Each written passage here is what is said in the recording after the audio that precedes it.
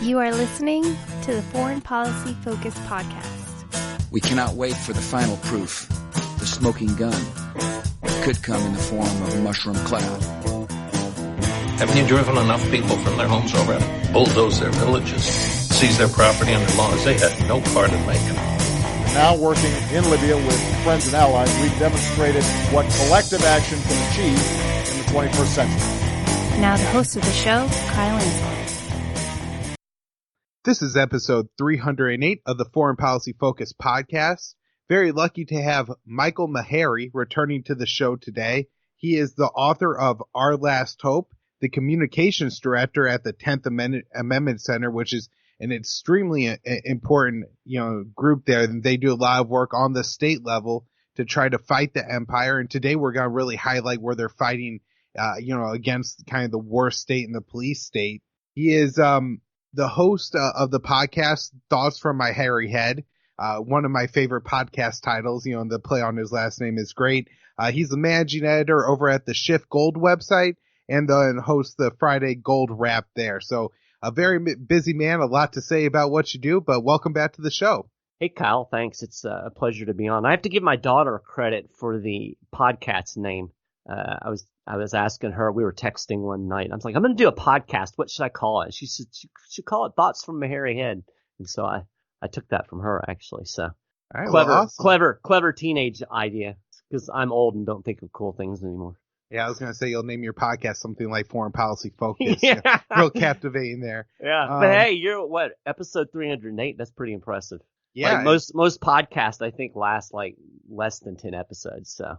Yeah, and I will mention that the last episode you were on, it will be linked in the show notes page, was 134, where we talked there about a variety of kind of state level anti-empire stuff going on. Right. The other thing I want to mention is that you do occasionally post over at the Libertarian Institute, which is where you can find this show and my daily news roundup. So Libertarian Institute's always a great place to find libertarian content. Indeed. All right, so let's get rolling on the 10th Amendment kind of stuff today, fighting the empire from the inside, saying that the states are individual and can tell the government, to go to hell. So the first thing I want to talk about, and I think it's one of the most important, is how the surplus military goods, so all those weapons that we send overseas, sometimes they make extras. I think sometimes it doesn't get used over there and sent back. And then, we have all these tanks laying around and other kinds of, assault rifles and weaponry. And the military says, well, hell, we could sell it to local police departments. And then your local cops are driving around in MRAPs and all kinds of other crazy stuff. So tell us what the 10th Amendment Center is doing to fight this. Yeah, the crazy thing, too, they don't even sell it. They just give it away. And I did a report about 2 years ago for a newspaper that I freelance for here in the state of Kentucky where I live, and actually went through and listed every piece of military surplus equipment that every police department in the state of Kentucky got. It took up like 2 pages on a newspaper. That's how much stuff that these police departments had. And virtually every one of them had gotten military, I hate the term assault rifle, but that's what everybody calls them. So, AR-14s and AR-16s or M14s and M16s, it might be the military designation. But I mean, like the University of Kentucky, their police department got rifles from the federal government through that surplus program. So this is like hugely widespread. It's not just, a city here and there. This is a huge program. They basically militarized state and local police departments. This is all an extension of the absurd war on drugs. And, it's one of those, you get what you ask for kind of things. People wanted a war on drugs. Well, now you have a domestic army. And what it does in effect, we've seen so much in the news lately about police shootings and over-aggressive police tactics and the widespread use of SWAT teams. All of this is a direct result of the federalization of police and creating this mentality. And you put a guy in body armor and you hand him a machine gun and you give him some flashbangs and an army helmet, and he feels like a soldier. And if you feel like a soldier, you're going to act like a soldier. So what we've done is we've taken the concept of policing, which used to be protect and serve, and we've turned it into command and control. So it's a horrible, very nefarious program that goes far beyond just, the police have this equipment that we don't really want them to have. It's really changed the culture of policing. So the thing about it is that your local government or your state government doesn't have to let the police departments access this equipment. They can completely stop it. And a number of states have actually done this. Montana's the state that comes to mind specifically that I know has passed a bill that prohibits their police departments from accessing certain military grade items. And I know this has been introduced in other states and I believe passed in other states, but I can't remember off the top of my head which ones. So we kind of take a two-step process on this. The first step is simply to require a state or local police department to get permission from its governing body before it can acquire this equipment. So it doesn't necessarily stop it, but it at least creates some accountability, some transparency, some oversight. It gives the public the opportunity to input into the process. And oftentimes this can stop the most nefarious weapons from getting into the hands of police departments. So that's kind of a step one. And then step two is to outright ban police departments from getting certain weaponry. I mean, there's absolutely no reason in the world that a police department needs to have a tank. And, it's not going to create a public safety crisis if your local cops don't have grenade launchers. So, certain weapons can absolutely be banned. And so basically what you're doing is you're just withdrawing your locality or your state from this program. And so that's the tactic that we think they should take at the 10th Amendment Center. This has actually gotten the attention of the Department of Defense. Apparently they read our reports, and I got a letter from this woman. She was mad because I called an MRAP, the mine-resistant vehicle, I called it a tank. Actually, I didn't call it a tank. I said it was essentially a tank, and she didn't like that terminology. And so she sent me a letter, and then we published it and made fun of her. Well, yeah, I guess, MRAP doesn't have trats, but that's because it drives down the street. It's not, Exactly. trying to cross like the open terrain of Germany and, the great battle with the Soviets or anything like that. And I guess it does lack a turret on the top of it, but that doesn't mean, there's not positions for like, well-armed, police to sit inside there with automatic weapons and fire out from them. And Exactly. so in the proportion, the fact that we're walking around and at best are allowed like a handgun or an AR-15, and they're sitting inside a, armor reinforced, mine resistant vehicles and shooting out at us with much, higher caliber and powered rifles makes it pretty much a tank. I mean, you could argue about the semantics there, but the important thing is it's a huge, disproportionate power between what the people have and what the police have. Right. And like I said, the thing that concerns me the most is the way it's changed the mentality of policing. And, the federal government uses programs like this and asset forfeiture money and, access to surveillance gear and all these things, basically to bribe local and state police departments to emphasize federal enforcement priorities. And federal enforcement priorities, of course, of the war on drugs. And we're putting so much of our resources into trying to maintain prohibition, which is undeniably a failed policy wherever it's tried. All of these resources, all of this aggressive use of force is being used to enforce prohibition. Meanwhile, we're seeing murder clearance rates, rape clearance rates, burglary clearance rates. All of these things are dropping because local police are focusing on federal priorities because the federal government's bribing them with these cool toys. So, it creates a culture that is not anything that I think anybody really wants in a police department. The police are ostensibly there to protect us from physical and property crimes. We don't need the police department running around making sure somebody's not selling or possessing a substance that some people happen to not like. Yeah, and I'm sure the other danger there is, something we see in the military all the time, which is you build this big, bad new weapon, and you say, well, if we spent all the money on it, or, I guess in this case not spending the money, but if it's sitting around, we might as well use it. I'm sure, these MRAPs are probably quite expensive to maintain over the long run. Oh, absolutely. The parts are much more expensive than like a car or something like that. So, it probably costs, a few $1,000s a year. And so if the police, want to keep it, on their budget sheet, they're going to have to justify it, it's to, whoever funds the police in any given town. And so, then they're going to say, well, we used it 4 times last year. So now every time somebody's sitting inside their house with a gun and, maybe they're just either mentally ill or considering suicide, they're going to bring out the tank. Right. What's the old saying, when all you have is a hammer, everything looks like a nail? I think that's definitely true in terms of policing.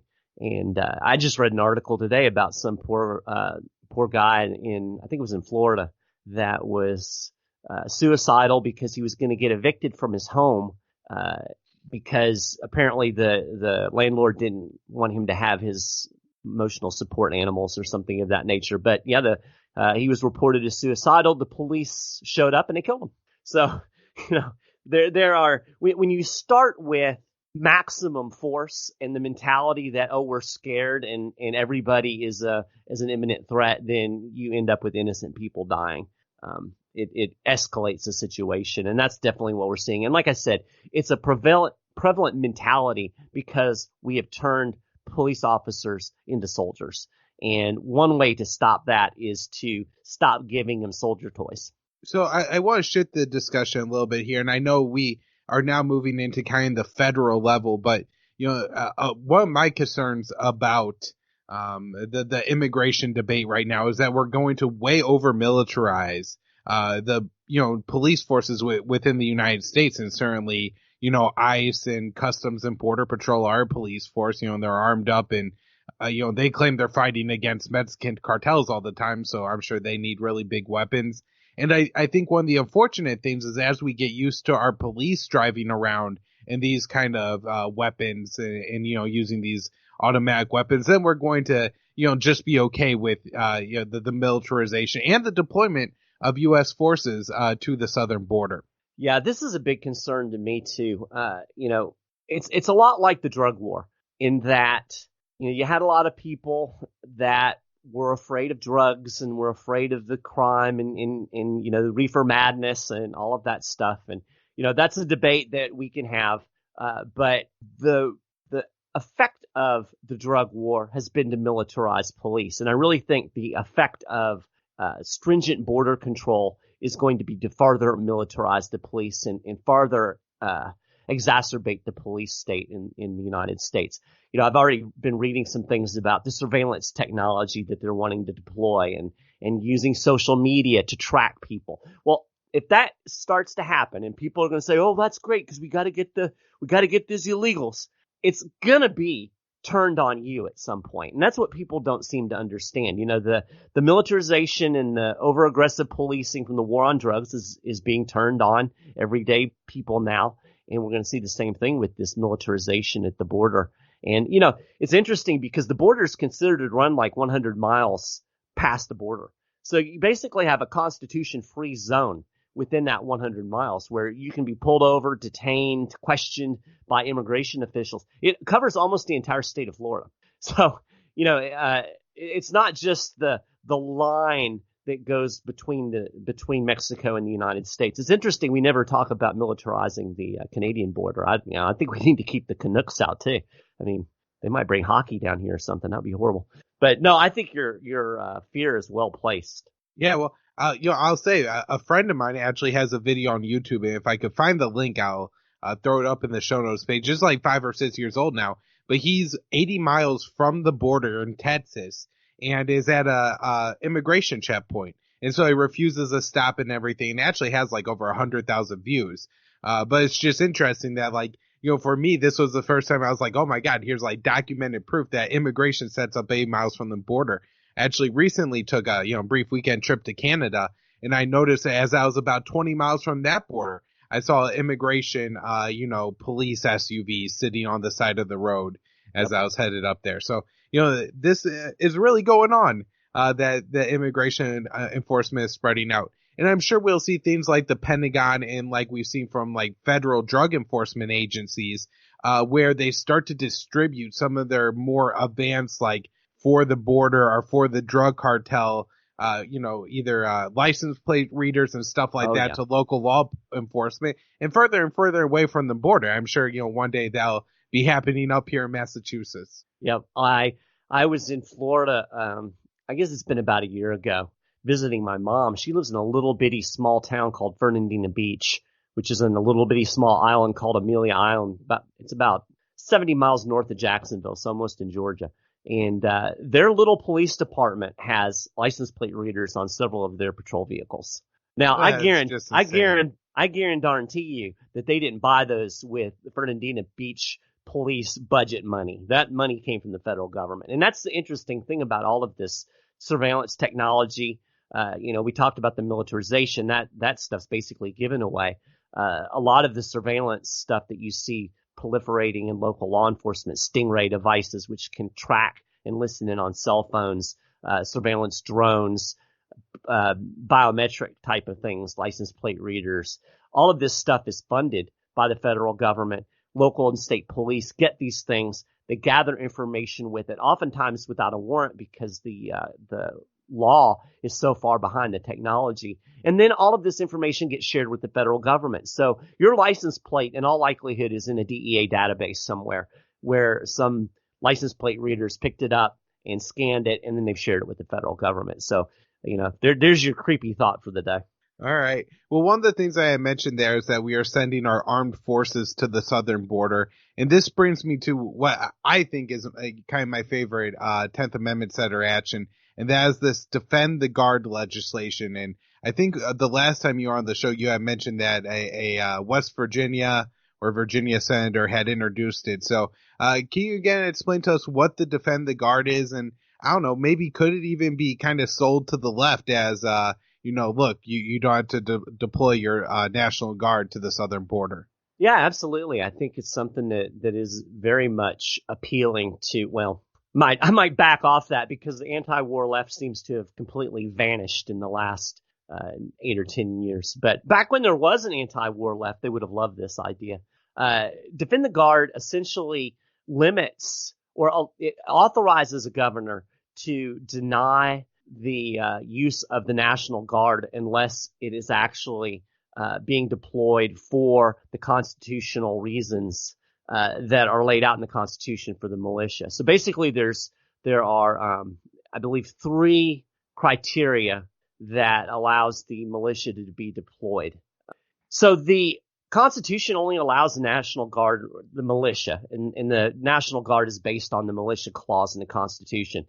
Calling forth the militia is only allowed in 3 situations: to execute the laws of the Union, to suppress an insurrection, or to repel an invasion.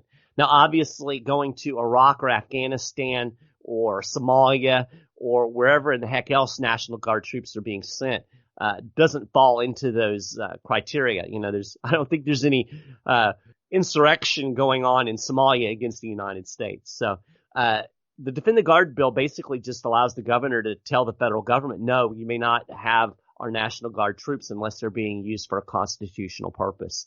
And like you said, the last time this was introduced was in 2015 in West Virginia by a guy named Delegate Pat McGeehan.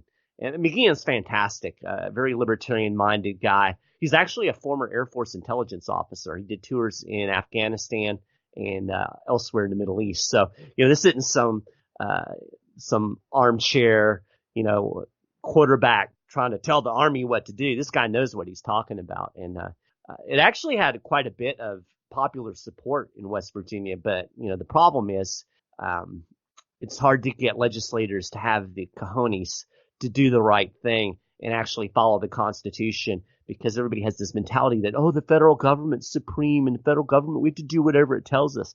But, if enough states would do this and stand up to the federal government, maybe we wouldn't have so many of these unconstitutional wars. If the federal government knew it was going to have difficulty tapping into these National Guard troops. And, talking about the border, I just read, I think it was yesterday, that the New Mexico governor is not going to send National Guard troops, at least not for the purposes that Trump wants them for. Of course, he's sending regular army down there, which I question the constitutionality of that too. But the Defend the Guard bill is absolutely a fantastic piece of legislation You can actually find it at 10thamendmentcenter.com. I think it's in our model legislation. And, like I said, it hasn't been introduced in a while, and I'm not sure that anybody's going to at this point. But if you're a listener and this is an issue that's interesting to you, it's something that you're passionate about, call your state representative, your state senator, and tell them about this bill and say, hey, look, we need to protect our men and women who are in our state National Guard. They don't need to be sent off onto nation building and empire building missions. They're here to defend the United States, and that's the only time they should be used. And maybe we could get this bill introduced. Well, yeah, I think it's interesting, too, just because I think it would raise a lot of debate. Not that if the Arizona governor says, I'm not deploying any more of our National Guard to Afghanistan, I don't think that's going to change or end the war in Afghanistan, but would certainly really raise the debate about it. And so I do think there's probably an opportunity now to just kind of, talk and reach out to people on the left with Trump deploying some National Guardsmen down to the border to say, hey, look, it really should be the states' governments that are in control of these armed forces, not the federal government. And so, even if it doesn't come out exactly as defend the Guard, just, asserting more of a, sovereign right of the state over the National Guard's forces is probably a pretty big deal. Yeah, absolutely. And you're absolutely right when you say it's important to create the discussion. And I'm a big proponent of introducing bills that probably aren't going to go anywhere in the broader legislature, just for the fact that you can get some media attention, you can generate discussion, you can get people talking about it. And eventually, as you do that, support grows. And at some point, you're going to start having the legislative successes. I tell people all the time that it took them 10 years to get medical marijuana legalized in Illinois. So the first time they introduced it was a decade before it actually passed. And they had to introduce it year after year and continue. And every time they did it, it would get a little bit more attention and generate a little bit more debate, gain a little bit more support. So sometimes these types of things are difficult, and you look at it and you think, well, there's no chance that this is ever going to happen. But it's certainly never going to happen if people don't take the first step. Another piece of legislation that you've been working on over at the 10th Amendment Center has to do with torture. And, this is one of the worst things the U.S. empire has ever done, the torture and rendition program post 9/11. And you're, taking steps to make sure it at least never happens again. Not that anybody's ever going to be held responsible for it, or I think that, there's going to be any official condemnation from the, U.S. government saying that, oh yeah, we really, did the wrong thing there. Better than Obama muttering, we tortured some folks. So tell us what you got going on there. Well, this is really interesting, and this is an issue that's really close to my heart. This is the first time I've ever written a piece of legislation, model legislation, completely on my own, and I'm really, really proud of it. I call it the Protect Human Dignity Act, which is a pretty cool name, which Michael Bolden helped me come up with. He's the director and founder of the 10th Amendment Center. But this all kind of percolated out of a commission that was formed in North Carolina a few years ago called the North Carolina Commission of Inquiry on Torture. And as it turned out, some folks in North Carolina got wind of the fact that there was a company that was based in North Carolina, a private company that was actually run by some CIA people that were very involved in rendition during the Bush years. And this airline, it's called, I believe, Aereo was the name of the company, actually was the owner of two planes that flew 30 or 40 of these rendition missions. It revealed that the North Carolina base, I'll just read this section that I got from their information. Their commission revealed that the North Carolina-based Aereo Contractors Limited operated two aircraft which conducted more than 80% of the government's renditions between September 2001 and March 2004. It reportedly transported 34, nearly one-third of the at least 119 individuals in CIA custody. Local and state officials were also implicated. They provided North Carolina's public airports for rendition flights, built a hangar for rendition aircraft, and refused to investigate these allegations. So when the government wouldn't do anything about it, these concerned citizens created this commission, and they just released a report It was earlier, well, not this year, we're in 2019 now, but toward the end of last year, they officially released like a 50-page report, which is fascinating reading. They actually interviewed some of the people that were renditioned. I don't know, what's the verb if you were rended? I don't know. Anyway, they found tracks of these people. Kidnapped and black bagged and tortured. And they actually interviewed some of these people. It's really disturbing reading. But when I read through the report, I realized that a number of county and state agencies were at least tacitly giving support to this airline, as I just mentioned, specifically these municipal airports and providing infrastructure and whatnot. So I developed a piece of legislation that would effectively prohibit any state or local agency from providing any material support knowingly to any type of torture or rendition program from the federal government. It also includes sanctions on any corporations, so private companies that were involved would face some penalties, and any individual that knowingly was involved would never be able to serve in state office again. This is actually a penalty that we pulled from fugitive slave era laws when northern states were trying to stop fugitive slave rendition. And so it's a really, really cool piece of legislation. Like I said, it's called Protecting Human Dignity Act, I think is what I called it. So, yeah, this is something that I'm really excited about. It has not been introduced anywhere. We're trying to get it introduced in North Carolina. I've got a Democrat who's willing to sponsor it, but she really wants it to be bipartisan. So we're trying to find a Republican, which is tricky in North Carolina. But again, this is something that if you're interested in, I can get a copy of the model language to you. And if you would be interested in sending it to your state legislator, your state senator, I would be happy to hook you up with everything that you need for it. You can just email me at michael.maharrey at 10thamendmentcenter.com, and I'm sure Kyle can put that on the show notes page.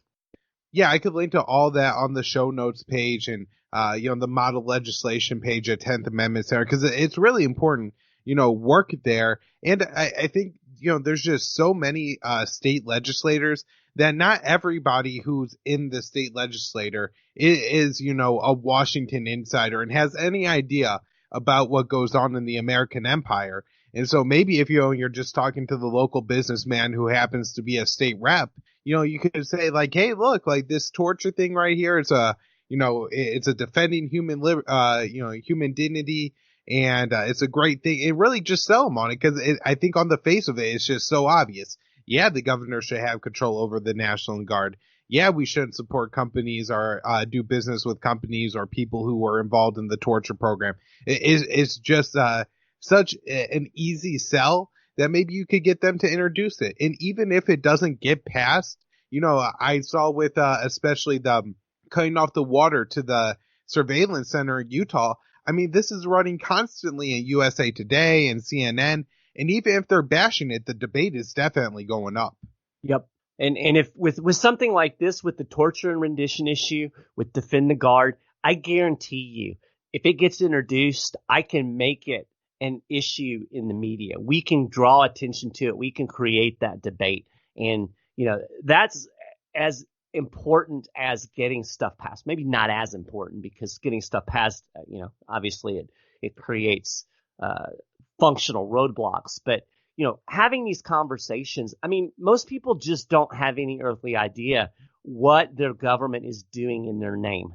And I think your average person, if you're even your red-blooded conservative, if they actually sat down and took the time to read that North Carolina report on torture and read the testimony of some of these people, what happened to them, how they were treated, realizing the fact that a lot of these people were not guilty of any type of crime, were not terrorists, they were just in the wrong place at the wrong time. You can't read that if you're a thinking, feeling human being and not kind of be nauseated by it. So, it's important to get that information out in the public, because so much of this is anesthetized. That's one of the things I think is really problematic about war now. And it started in 1990 with the first Gulf War, 1991. I remember sitting in my living room watching that war on TV, thinking how cool it was, because it was like a video game. And we've completely lost sight of the fact that war takes tremendous toll on people's lives. It takes a tremendous toll on the morality of the countries that are involved in it. It takes a tremendous financial toll. And, even James Madison, he said war basically is the root of all kinds of evil in the government, because it leads to taxes and all of these different things. And we've anesthetized it to the point and sanitized it to the point that people just think, oh yeah, we're over there in Afghanistan. And until you actually talk to some of these poor guys that spent time over there, you don't realize the human toll, not only on Americans, but on millions, literally, of people who have never done anything at all to harm us. Right. The sanitization point there is so important. Constantly read in the media that a U.S. surgical strike with our smart bomb took out a Taliban opium refining, facility. When it turns out what actually happened is some family who lived in the shack, kind of on the outskirts of town, was blown apart with high explosives, and almost unfortunately, one poor little girl ends up surviving, to find her family dismembered and dead. So, that's awful. The reality of the war is awful and bloody and terrible, and it's dark, and nothing but destructive. And anything we could do to hack at that, it's great, when we stand up to the wars on the, federal level and hope to, get Congress to pass the Yemen War Powers Act or have Donald Trump withdraw troops from Afghanistan or Syria. But just as important, we could do these things on the state level and probably just on the individual level of all of us, make probably a little bit more of a difference and an impact with our time and efforts here. So, Mike, thank you so much for coming on the show. Tell people everywhere you want them to go, to get information from the 10th Amendment Center, to support, not only your work at the 10th Amendment Center, but everything you do, because it's all, great and important and really good stuff. All right, we'll run through things real quick. 10thamendmentcenter.com should be your first stop. And 10th is spelled out. And once you get there, go to the 10th Amendment Center blog, which is cleverly 10thamendmentcenter.com/blog. And if you go to the blog, you will see all of the various issues that we're working on. Right now, we're in the middle of the what we call nullification season. Most state legislatures are in session right now, so we're doing a lot of legislative work. Almost guarantee that there's probably some type of legislation that we're tracking in your state that will push back against the federal government in some way. And you'll see all the different issues there. So that's a great resource that you can go to and just find out what's going on in your state and what we're doing at the state and local level to push back against overreaching centralized power. If you're interested in supporting the work of the 10th Amendment Center, we definitely encourage that. And you can become a member for as little as like $2 a month. And when you do become a member, you get access to some special content, and you'll get certain things first, and you'll help us continue our work. I mean, what a better way can you spend $2 a month, right? So that's the 10th Amendment Center stuff. If you're interested in seeing what I'm into, you can visit my website, michael.maharrey.com. My podcast is over there, which, again, is Thoughts from Maharrey Head. I do it every other week. It's just 10 minutes, so it doesn't take a whole lot of your time. And I talk about constitutional issues and political decentralization. So that's on my website. I'm on the Twitter at Maharrey 10th, and 10th is like the number, so 10th. And I'm not really a very good Twitterer, but I'm there, and I do tweet stuff, but I don't do the epic Twitter battles like Tom Woods. But that's pretty much it. If you're interested in Federal Reserve and economics and sound money, you can check out the Schiff Gold blog, which is schiffgold.com/news. I write every day there about what's going on in the gold market and talk a lot about the insanity of Federal Reserve monetary policy, which is really the engine that makes the warfare state run. So if we could do anything to undermine that, that would be fantastic as well. So I think that's pretty much it. Yeah. The only thing I think you left out is the Minds account for 10th Amendment Center. So it's actually pretty active over there. I talk about Minds.com a lot because it's something that a social media network that I'm a big fan of and I'm moving over towards. So the 10th Amendment Center is there, And like I said, it's pretty active over there. Now, a ton of accounts are, but that one is. So if you follow me there, just search 10th Amendment Center, and it'll come right up. And then, of course, libertarianinstitute.org, because Mike Maharrey publishes there sometimes featured article section and on the blog. And then you can find my show there, Foreign Policy Focus, and my daily news roundup on the homepage. Thanks a lot for coming on the show again, Mike. Oh, always a pleasure. It's always cool to talk foreign policy. A lot of people don't realize that you can actually impact the warfare and militarization and surveillance state through state and local action. So that's what we're doing over at the 10th Amendment Center, and every front that we can open up against the federal behemoth is a good thing. So appreciate you having me on.